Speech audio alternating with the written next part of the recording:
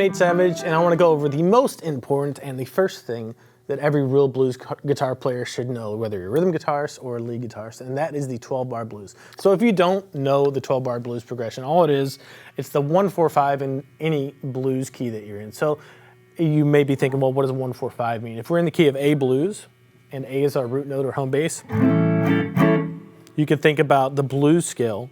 It's just 1, flat 3, 4, flat 5, and 5.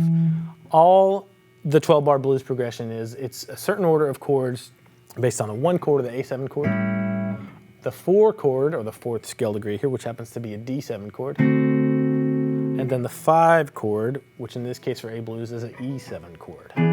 So that's how you find that out. And all it is 4 bars or 4 measures of the 1 chord or A7 or A major.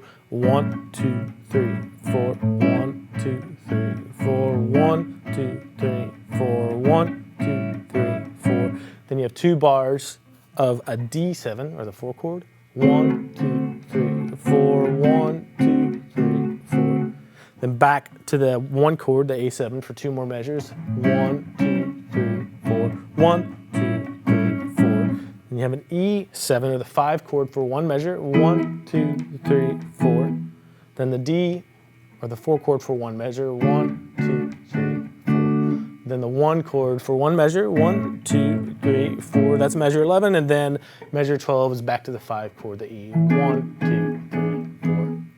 And I know that sounds like a lot, and if you're not super familiar with this progression, it can be a little bit intimidating to get memorized really well to where you don't have to think about it. But one really great exercise is to just put a 12-bar blues progression on and then sing along with it, sing the root notes and keep track of where you are until you get it down so well that you know exactly where you are in the progression all the time. I have a loop here set up with the 12-bar blues progression in A, and I'm just going to sing the root notes along to each measure and keep track of where I am. Here you go. 1, 2, 3, 4, 1, 2, 3, 4, 1, 2, 3, 4, 1, 2, 3, 4. Still on the 1 chord. 3, 4, 4 chord. 3, 4, 1, 2, 3, 4. Back to the 1, 2, 3, 4, 1, 2. Here comes the 5.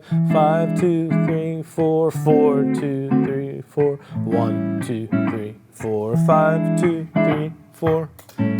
And you'll notice I was kind of changing, at least part of the way through that, I started changing the note that I was saying out loud to match the pitch of the root note of the song. 1, 2, 3, 4, 1, 2, 3, 4, 1, 2, 3, 4, 1, 2, 3, 4 chord. 1, 2, 3, 4, 1, 2, 3, 4, 1, 2, 3, 4, 1, 2, 3, 4, 1, 2, 3, 4, 1, 2, 3, 4, 1. 1, 2, 3, 4, and back to the 1. So having that chord progression down to where when somebody plays it, you don't even have to think. You know for sure where you are will free you up to think about different creative ways to play rhythm guitar over that. And then if you're playing lead blues or solos, it'll free you up to make better note choices and then think about phrasing and, melody lines and things like that too. So this is ground zero. This is a really important starting point.